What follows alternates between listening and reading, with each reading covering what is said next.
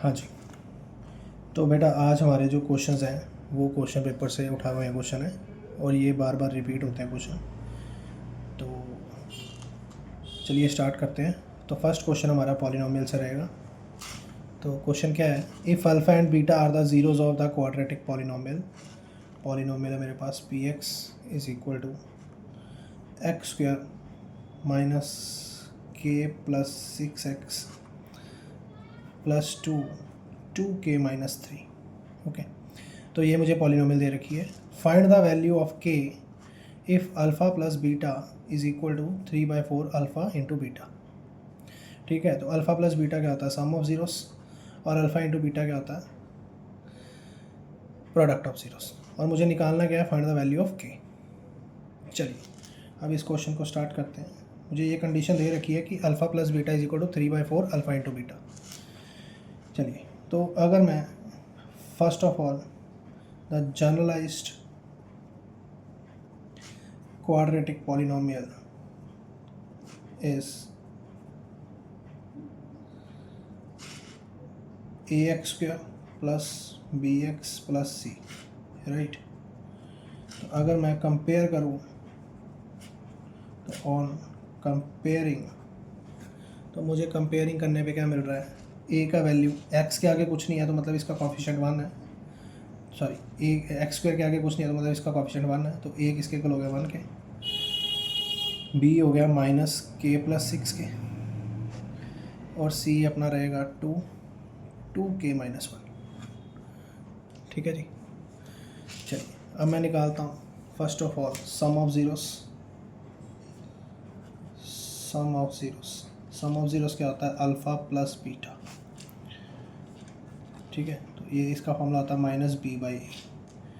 तो alpha plus beta is equal to minus B का value अपने पास माइनस के प्लस 6, तो minus k plus 6 divided by ए का वैल्यू 1 है। तो अल्फ़ा प्लस बीटा आ गया मेरे पास, माइनस माइनस प्लस हो गया मल्टीप्लिकेशन से, तो x plus 6। Now product of zeros रहेगा अल्फ़ा इंटू बीटा, राइट। तो अल्फ़ा इंटू बीटा किसके इक्वल होता है, c बाई ए।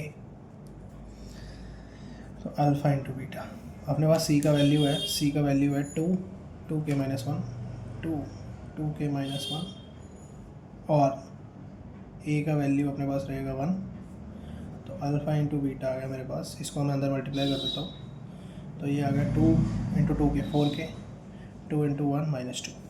नाउ ये मेरे पास सम ऑफ ज़ीरोस और ये आ गया product of zeros. Now as per given condition, मुझे कंडीशन क्या दे रखी है, alpha plus beta is equal to 3/4 alpha into beta. Okay, और मुझे के निकालना है, क्या निकालना है, के निकालना है। तो अल्फ़ा प्लस बीटा आया मेरे पास के प्लस 6 3/4, और अल्फ़ा इंटू बीटा का वैल्यू है 4k माइनस 1, राइट। ठीक है, तो अब ये 4 को हम उधर मल्टीप्लाई करवा देते हैं। तो 4k plus 6 is equal to 4k minus 2। ये मल्टीप्लिकेशन करके आ गया 4k प्लस 24, ये आ गया अपने पास 12k minus 4। Okay, I hope ये क्लियर है आपको। तो चलिए 4k minus 12k is equal to minus 4 minus 24, right. तो ये अपने पास रहेगा minus 8k is equal to minus 28। Clear, तो ये माइनस से माइनस कैंसिल हो गया। ओके, तो ये अपने पास जो k का वैल्यू आएगा वो आएगा 28/8, तो मतलब ये आ गया अपने पास 14/4 और 7/2, तो k विल बी 7/2। ठीक है जी। चलिए नेक्स्ट क्वेश्चन करते हैं। अब नेक्स्ट क्वेश्चन अपने पास है हाँ जी, तो नेक्स्ट क्वेश्चन अपने पास है, if alpha and beta are the zeros of polynomial 4x² + 4x + 1 then form a quadratic polynomial whose zeros are 3 alpha and 3 beta। ठीक है, तो क्वेश्चन में दे रखा है कि मेरे पास जो पॉलिनोमियल है वो है 4x + 4x + 1। ओके, एंड इस पॉलिनोमियल के जो ज़ीरोज़ हैं वो हैं alpha and beta, right. Then form a quadratic polynomial whose zeros are 3 alpha and 3 beta. और मुझे जो पॉलिनोमियल बनानी है, मुझे ऐसी पॉलिनोमियल बनानी है जिसके ज़ीरोज़ 3 अल्फ़ा एंड 3 बीटा है। चलिए, now as per given condition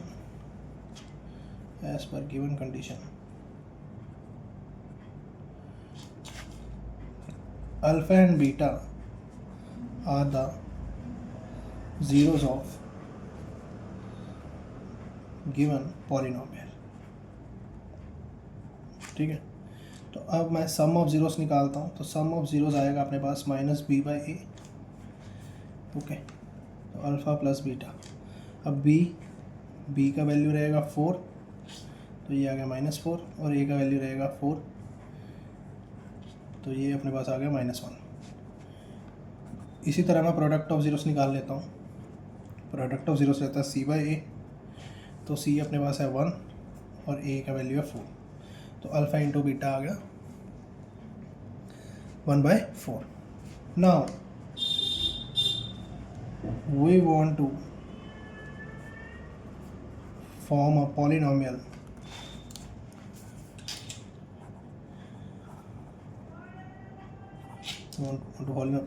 whose zeros are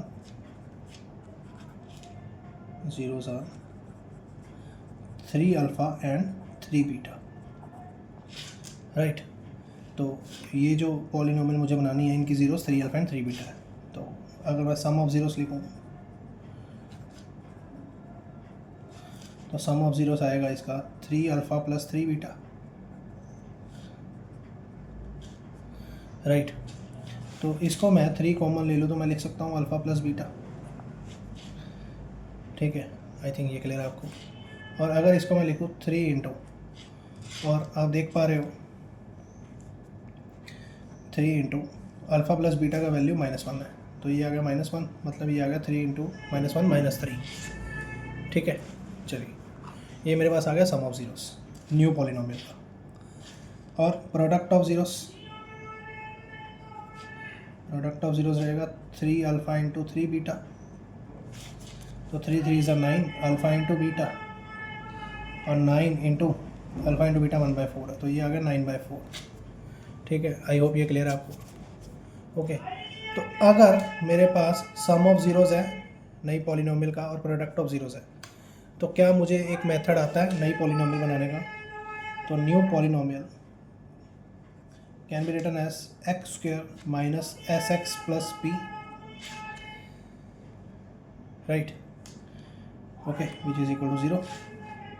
ठीक है, तो चलिए, अब जो पॉलिनोमियल मैं बना रहा हूँ वो x², सम ऑफ ज़ीरोस अपने पास आया -3, साथ में x, और ये आ गया 9/4। Product of zeros is equal to 0। तो x² minus minus plus 3x + 9/4 is equal to 0।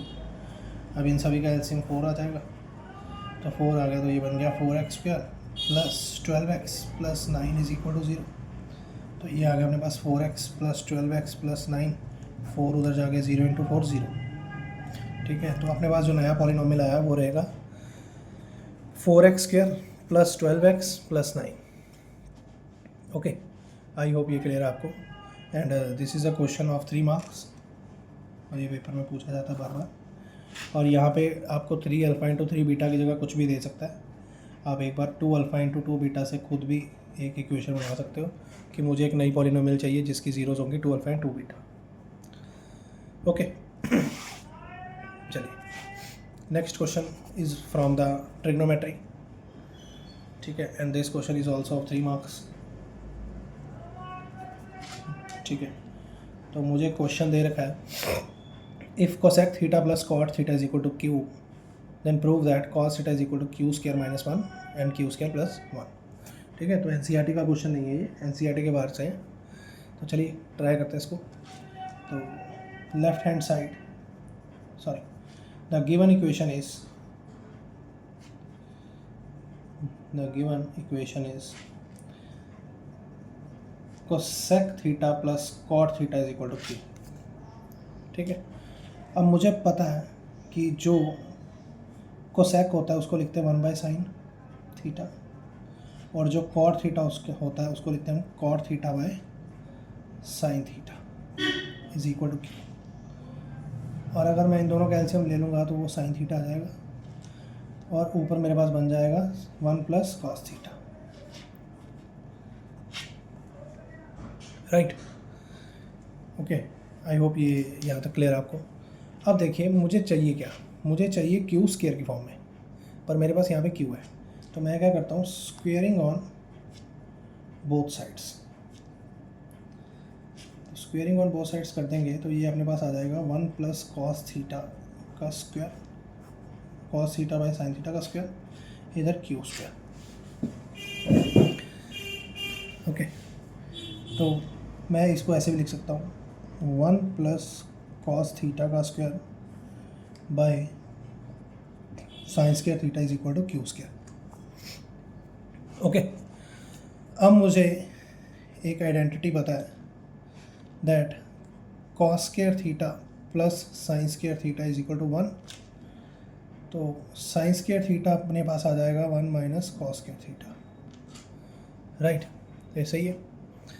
तो 1 प्लस कॉस थीटा का square is equal to sine square theta को मैं लिख सकता हूँ 1 minus cos square theta is equal to Q square. ठीक है, आई होप ये स्टेप क्लियर है आपको। अब यहाँ पे मैं एक और आइडेंटिटी लगाने लगा हूँ। ये मैंने जो 1 माइनस कॉस स्क्वायर थीटा लिखा, तो I can also write it as 1 square minus cos square theta. ठीक है ना, तो 1 का स्क्वायर तो 1 ही रहेगा। तो अब यहाँ पे आइडेंटिटी लग सकती है a square minus b square is equal to a plus b और ए माइनस बी। तो इसको ए मान लेते हैं, इसको बी मान लेते हैं, तो ये मेरे पास आ जाएगा 1 प्लस कॉस थीटा और 1 माइनस कॉस थीटा। ठीक है, आई होप ये क्लियर है आपको। तो ये मेरे पास जो नीचे वाली टर्म है 1 माइनस कॉस स्क्वायर थीटा, मैं इसको क्या लिख सकता हूँ 1 प्लस कॉस थीटा और 1 माइनस कॉस थीटा। और मेरे पास ऊपर 1 प्लस कॉस थीटा का स्क्वायर है, तो मैं उसको दो बार ऐसे लिख सकता हूँ 1 plus cos theta into 1 plus cos theta is equal to Q square. ठीक है, आई होप ये क्लियर है आपको। चलिए, अब एक 1 प्लस कॉस थीटा से 1 प्लस कॉस थीटा मर जाएगा, और मेरे पास बचेगा 1 प्लस कॉस थीटा और 1 माइनस कॉस थीटा का स्क्वायर। ठीक है, अब मैं इसको इधर ले जाता हूँ, तो मेरे पास आ जाएगा 1 plus cos theta is equal to Q square 1 minus cos theta. Okay, अब 1 plus cos theta is equal to, ये अंदर मल्टीप्लाई करवा दो, q square minus q square cos theta. Okay, अब क्या करते हैं, मुझे क्या चाहिए क्यू स्क्वायर, देखो ऊपर क्वेश्चन में देखो, मुझे चाहिए क्यू स्क्वायर माइनस 1। तो अब मैं अगर ये 1 को इधर ले आऊँ तो मेरे पास बन जाएगा क्यू स्क्वायर माइनस 1। ध्यान से देखना, ये क्यू स्क्वायर मैं 1 को इधर स्विच कर दूँ तो ये आ जाएगा क्यू स्क्वायर माइनस 1। ओके, और इसको इधर ले जाते हैं तो ये आ जाएगा plus q square cos theta. Okay, चलिए, अब इनमें कुछ कॉमन है, यस, कॉस थीटा कॉमन है, तो मैं लिख लूँगा 1 plus q square is equal to Q square minus 1। Okay, I hope ये क्लियर है। तो कॉस थीटा कितना आ गया मेरे पास, क्यू स्क्वायर माइनस 1, ये मल्टीप्लाई में उधर जाके डिवाइड हो जाएगा, तो मैं इस पर लिख दूँगा क्यू स्क्वायर प्लस 1। तो this is our final result of this question. ठीक है, तो ये इसका वेटेज 3 मार्क्स का है और काफ़ी टेक्निकल क्वेश्चन है। ठीक है, तो इसको प्रैक्टिस करिए अच्छी तरह। चलिए आगे चलते हैं। ठीक है, तो ये अपने पास क्वेश्चन लीनियर इक्वेशन से है, लीनियर इक्वेशन चैप्टर नंबर 3, ठीक है, और इसका वेटेज 5 मार्क्स का है। ये 5 मार्क्स में क्वेश्चन आया हुआ है, ठीक है। तो क्वेश्चन पढ़ते हैं। 10 years ago the age of person's mother was 3 times the age of son. तो अब कह रहा है कि 10 साल पहले एक बंदे की जो मदर है उसकी जो एज है वो उसके बेटे से 3 times ज़्यादा है। आगे 10 years हैंस, हैंस का मतलब होता है 10 साल बाद। The mother's age will be 2 times the age of her son. 10 साल बाद जो मदर की एज रहेगी वो बच्चे की एज से 2 times रहेगी। तो find the ratio of their present ages. चलिए क्वेश्चन को स्टार्ट करते हैं। तो लेट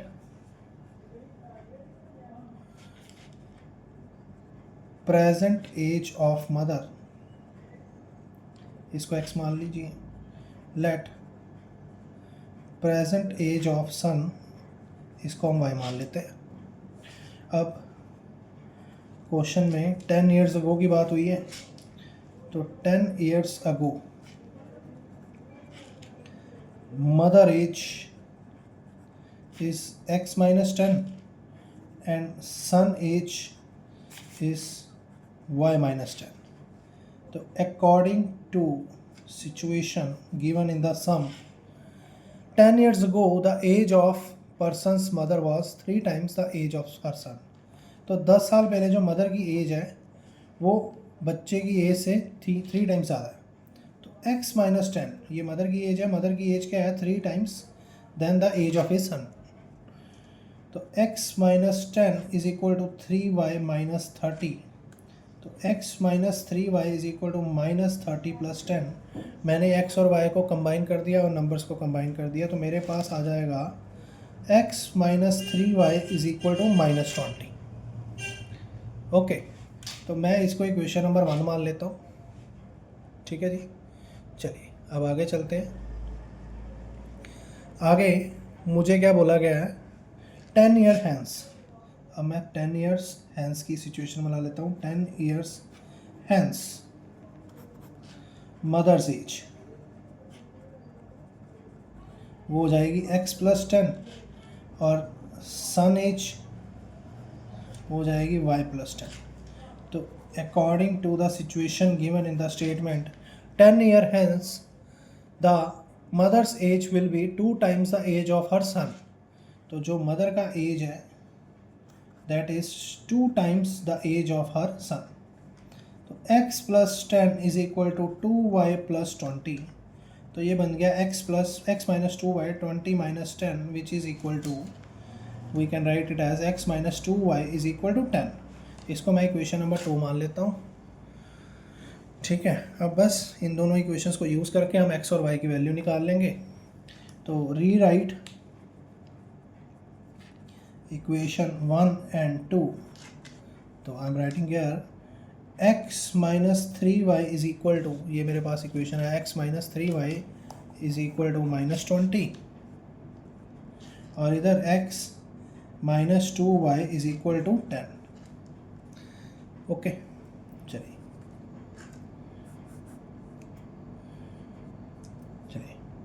अब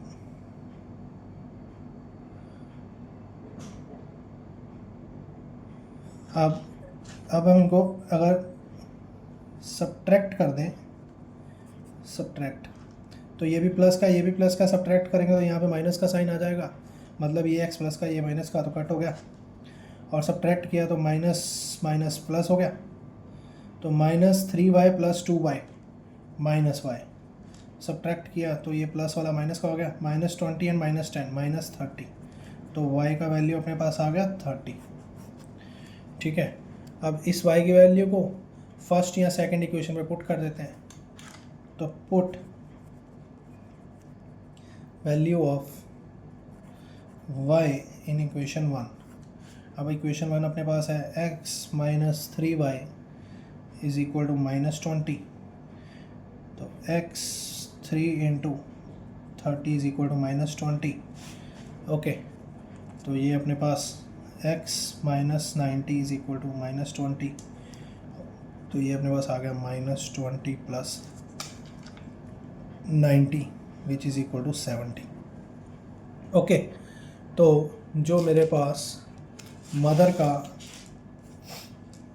यहाँ पे लिख रहा हूँ, तो प्रेजेंट एज ऑफ मदर जिसको हमने x लेट किया था तो वो निकल के आया 70, तो 70। फिर प्रेजेंट एज ऑफ सन जिसको हमने y लेट किया था, y निकल के आया अपने पास 30, तो इसको मैं लिख लूँगा 30। ठीक है, अब लास्ट में एक चीज़ उसने और पूछी थी, find the ratios of their present edges, उनके एजेस की रेशो क्या है।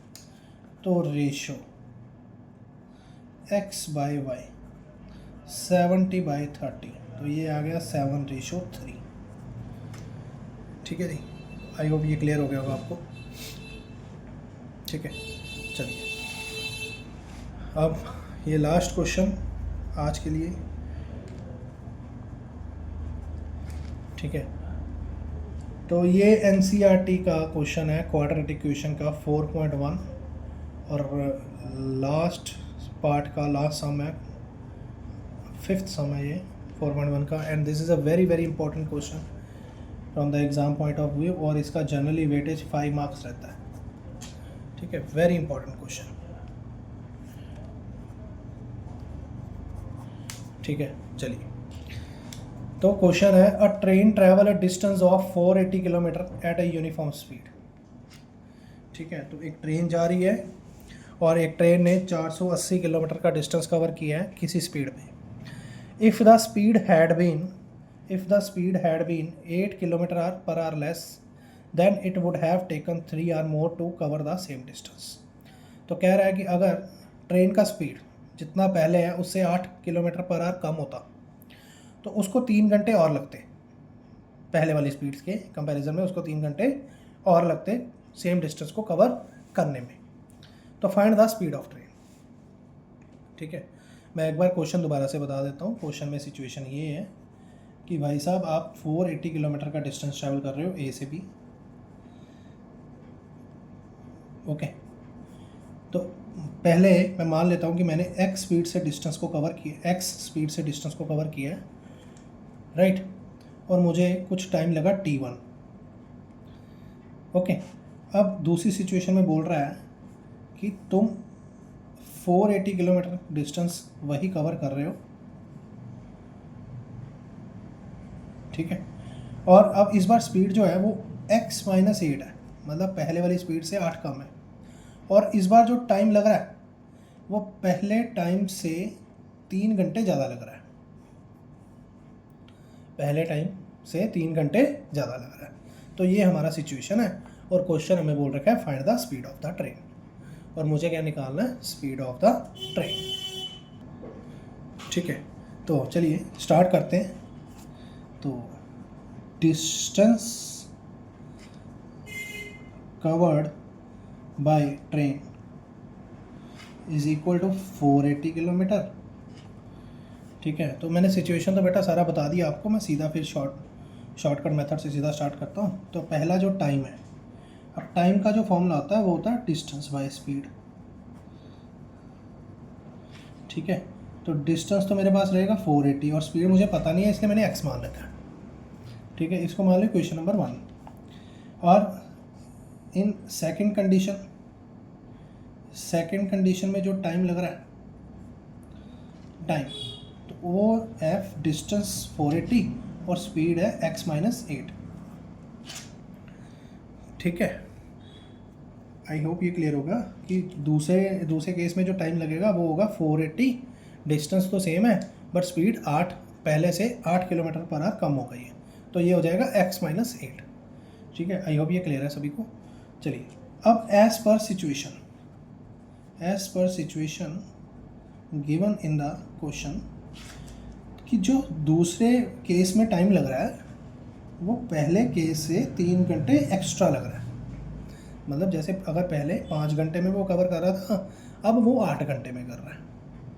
ठीक है, तो टाइम मेरे पास है 480/x - 8, इधर आ जाएगा 480/x और इधर आ जाएगा 3। तो 480 x minus 8 minus 480 by x is equal to 3। ठीक है, मैं 480 बाई एक्स को लेफ्ट हैंड साइड में स्विच कर दिया। अब इसके बाद मैं दोनों का एलसीएम ले लेता हूँ। एलसीएम आ जाएगा x into x minus 8 is equal to 3। अब बेटा जब मैं इसको इससे डिवाइड करूँगा तो x माइनस 8 से x माइनस 8 कट जाएगा और बचा x इंटू 480x माइनस, जब मैं इस पूरे टर्म को इससे डिवाइड करूँगा तो x से x कट जाएगा, मेरे पास बचेगा x माइनस 8, तो 480 into x minus 8 480x minus 8। ठीक है, आई होप ये क्लियर है सभी को। ओके, तो 480x minus 480 into x 480x 480 into 8, ये भी माइनस का ये भी माइनस का, तो साइन तो आएगा प्लस का। 480 इंटू 8, अभी हम मल्टीप्लाई करके देख लेंगे, तो ये आ जाएगा x into x minus 8 is equal to 3। ठीक है, तो 480x ये प्लस का है और ये माइनस का कट जाएगा। अब 480 इंटू 8 480 इंटू 8 8 0 8 8 64 6 8 3840, तो ये अपने पास आ गया 3840। और ये जो नीचे वाली टर्म है मैं इसको उधर क्रॉस मल्टीप्लाई करवा देता हूँ, तो ये आ जाएगा 3 इंटू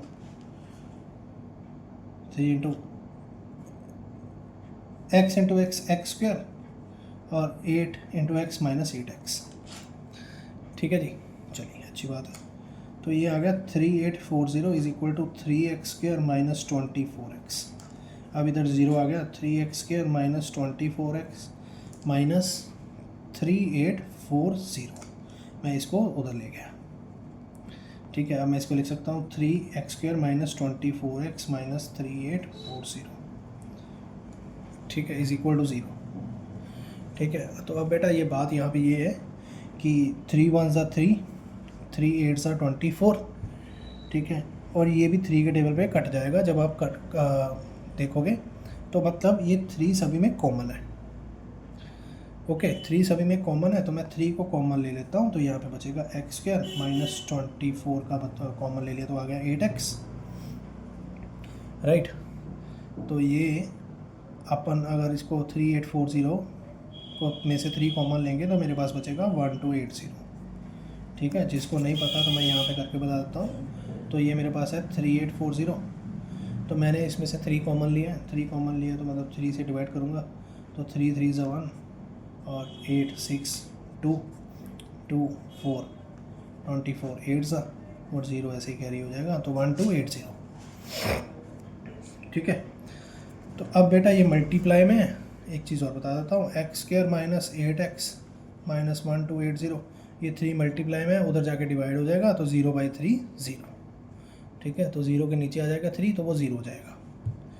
ठीक है, क्लियर है। चलिए, अब मैं इसको दोबारा से लिख रहा हूँ, x square minus 8x minus 1280 is equal to 0। ठीक है, चलिए अब मुझे इसको फैक्टराइज करना है, तो फैक्टराइज करने के लिए मैं अपना ना फॉर्मूला यूज़ करता हूँ, वो डिस्क्रिमिनेंट वाला, x square is equal to minus b plus minus b square minus 4ac by 2a।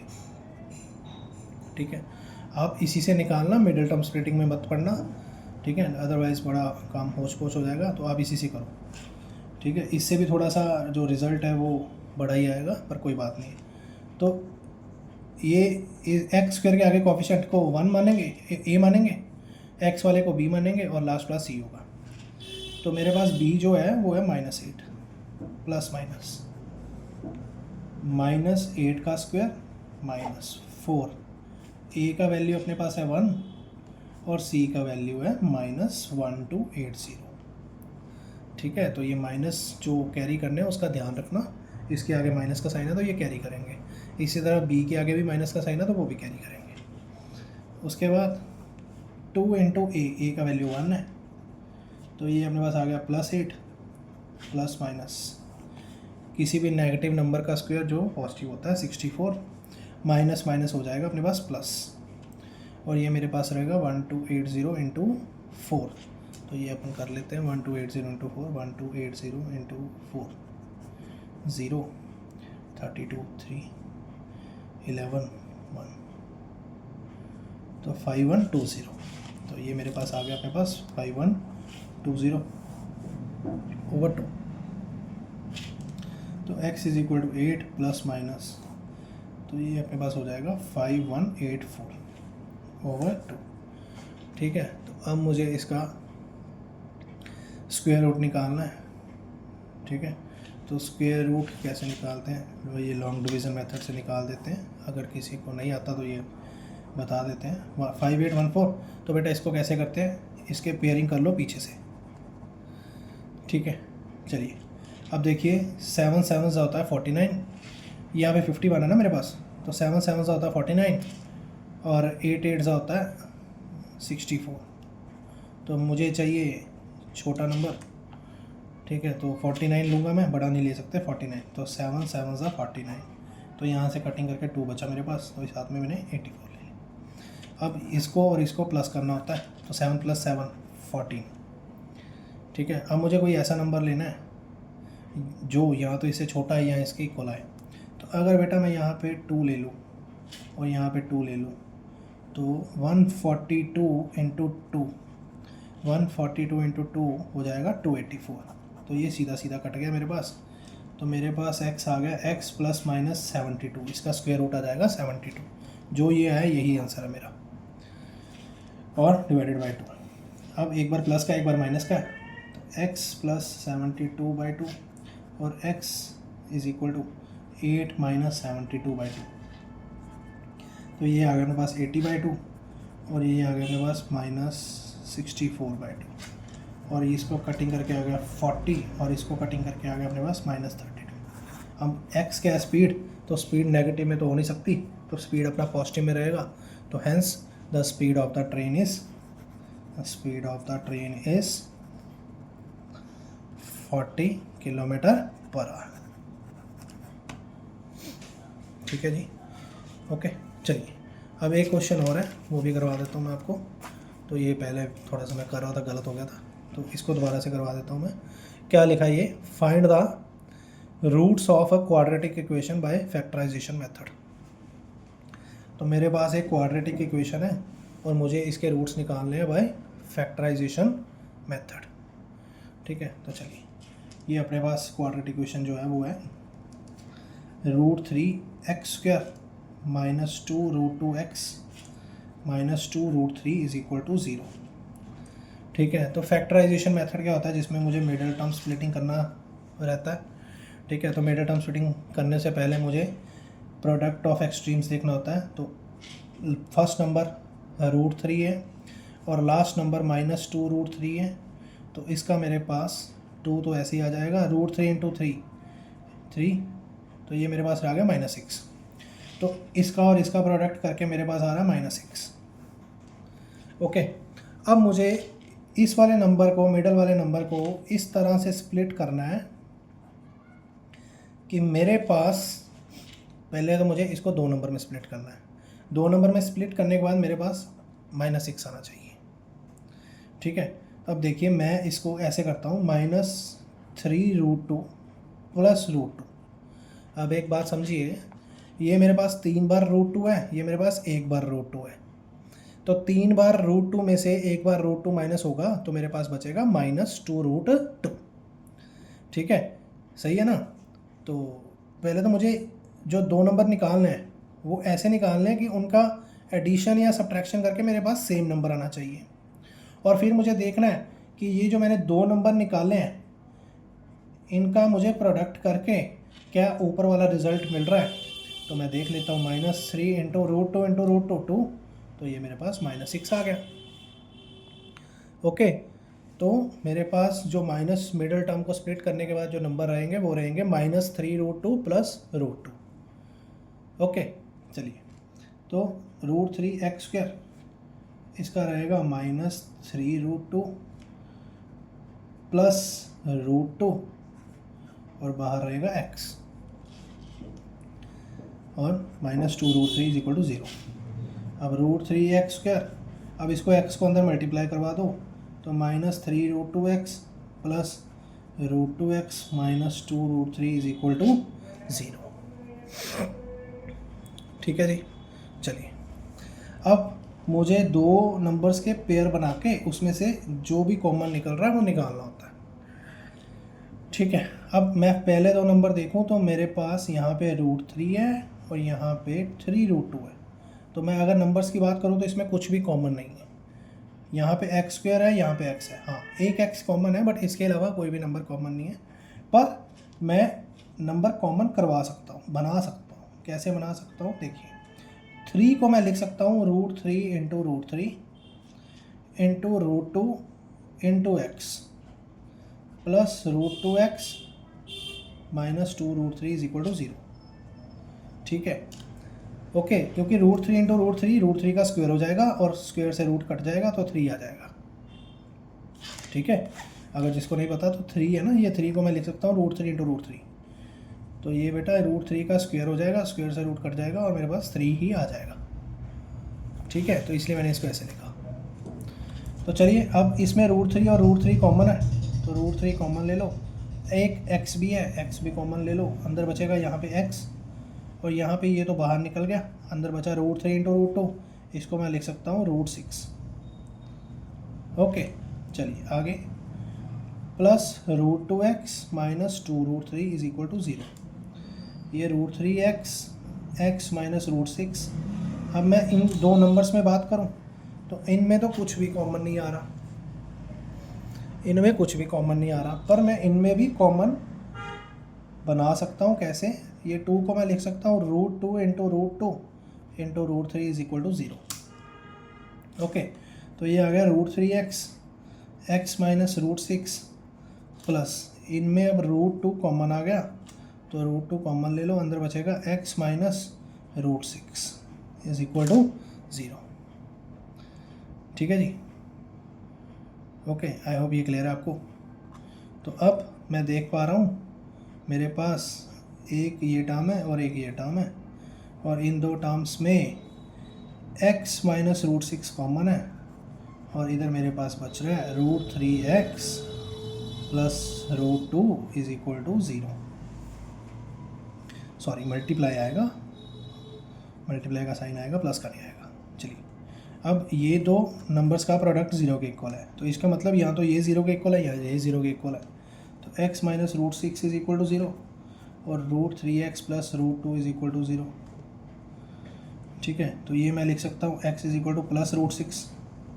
अच्छा, इसको मैं कैसे लिखूँगा? इसको √3x is equal to minus 2√2 और x आ गया अपने पास माइनस 2√2 बाई √3। सही है।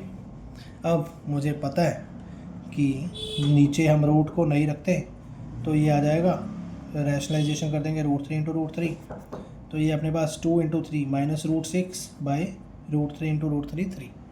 ओके, तो ये मेरे पास दूसरा आंसर रहेगा। तो ये मेरी 2 ज़ीरोज़ आ गई इसकी।